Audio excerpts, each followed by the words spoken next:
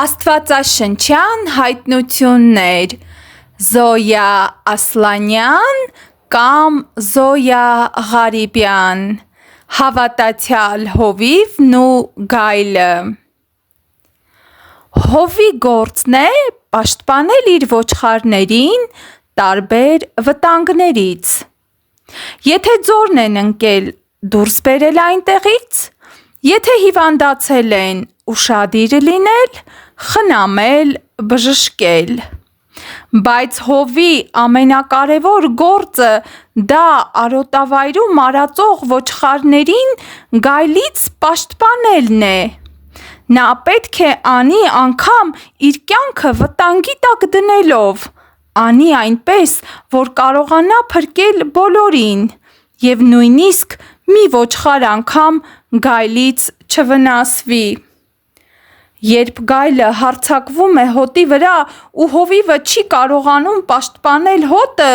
դա չի նշանակում, որ նա պետք է ոչխարներից մեկին գցի գայլի բերանը, որ ազատի իրեն ու հոտին գայլի հարձակումից Այն հովիվը, ով կվարվի այդպես, ուրեմն չի կարող հովիվ կոչվել Մեր օրերում շատերն են անցել հովվական ծառայության Բայց ի զարմանս ինձ,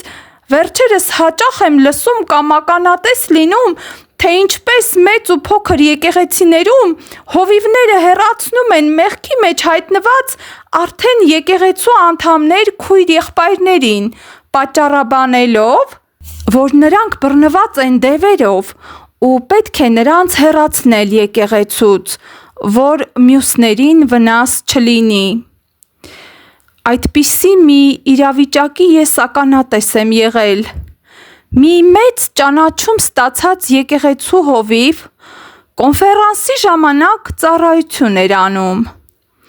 Կոնֆերանսին մասնակցում էր նաև դևերով բռնված մի կին ու այդ հովիվը արգելեց ծառայողներին շփվել նրա հետ Զարմանալին այն էր, որ այդ հովիվն ու իր եկեղեցին կատարում էին մարդկանց դևերից ազատագրման ծառայություն Ես գտնում եմ, որ այն հովիվը, որ վախենում է գայլից, չի կարող հովություն անել Ես եմ լավ հովիվը իր կյանքը տալիս է ոչխարների համար Իսկ վարձկանը, որ հովիվ չէ և ոչխարներն էլ իրենը չեն, երբ տեսնում է գայլը գալիս է, թողում է ոչխարները և փախչում Ինչպես հայրն է ինձ ճանաչում, ես էլ ճանաչում եմ հորը և իմ կյանքը կտամ իմ ոչխարների համար Հովհաննեսի ավետարան 10-րդ գլուխ 11-15 համարներ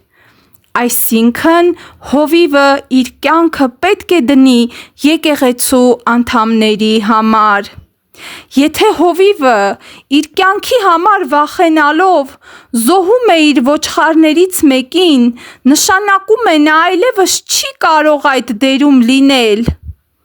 Իսկ մեր օրերի եկեղեցիներում հովիվները, երբ նորադարձ ու հաստատուն հավատք չունեցող հավատացյալների հետ աշխատելիս հանդիպում են դժվարությունների,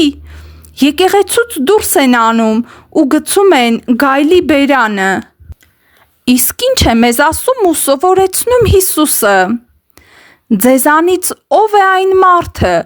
ով 100 ոչխար ունենա և նրանցից մեկը կորի, չի թողնի 99 անապատում և այն կորածի ետևից գնա, մինչև որ գտնե նրան և երբ որ գտնե, ուրախանալով իր ուսերի վրա կդնե նրան և տուն գալով բարեկամներին և դրացիներին կկանչե և նրանց կասե Ուրախացեք ինձ հետ, որովհետև իմ կորած ոչխարը գտնվեց Ասում եմ ձեզ, թե այսպես ուրախություն կլինի երկնքում մեկ մեղավորի համար, որ ապաշխար է, քան թե 99 արդարների համար, որոնք ապաշխարության կարիք չունեն Ղուկաս ավետարան 15-րդ գլուխ 3-7 համարները Այս խոսքում երևում է, թե Տերը ինչ մեծ կարևորություն է տալիս մեկ մեղավորին դարձի բերելուն։ Նա մեզ հասկացնում է, որ դա այնպիսի մեծ ուրախություն է, որ ուսերի վրա դնելով է բերում կորածին, ու որ երկնքում այդ մի կորածի փրկության լուրն ավելի մեծ կլինի, քան արդեն ապաշխարածներին։ Եզեկիել 34-ում գրված է հովիվների մասին, որտեղ պարզ երևում է, թե Աստված ինչպես է նման հովիվներին քննադատում ու նաև բարկանում նրանց արարքների վրա։ Եթե հովիվը եկեղեցու անդամներից մեկի թերությունը տեսնում է ու մատնացույց անելով քննադատում է ու դուրս շպրտում այդ անձին, ուրեմն հովի մեղքն ավելի մեծ է, քան որ կռվելով ու դուրս շպրտելով նրան նպաստում է նրա կործանմանը։ Եղբայրք, եթե ձեզանից մեկը մոլորվի ճշմարտության ճանապարհիցը և մեկը դարձնե նրան, թող գիտենա, թե մեղավորին իր մոլորության ճանապարհիցը դարձնողը մի հոգի կփրկե մահից և մեղքերի շատությունը կծածկե։ Հակոբոս 5-րդ գլուխ։ Եթե հովիվը չի հետևում այդ խոսքին,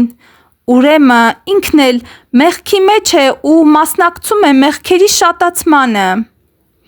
Որոշ հովիվներ սիրում են քարոզել, որ եկեղեցին մի ընտանիք է, որտեղ բոլոր քույրերն ու եղբայրները նույն ընտանիքի անդամներ են, և իրականում էլ դա հենց այդպես է։ Այդ դեպքում հարց է առաջանում. եթե ընտանիքում երեխաներից մեկը իրեն վատ է պահում,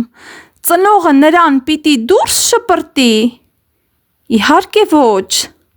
Ստացվում է, որ հովիվը ստախոս է, քանի որ չի պահում ընտանիքի մասին իր խոսքը, բնականաբար դառնում է մեղավոր։ Չէ որ պատվիրանն է ասում՝ սուտ մի խոսիր։ Ստացվում է, որ հովիվն ինքն էլ պետք է գայլի բերանն ընկնի։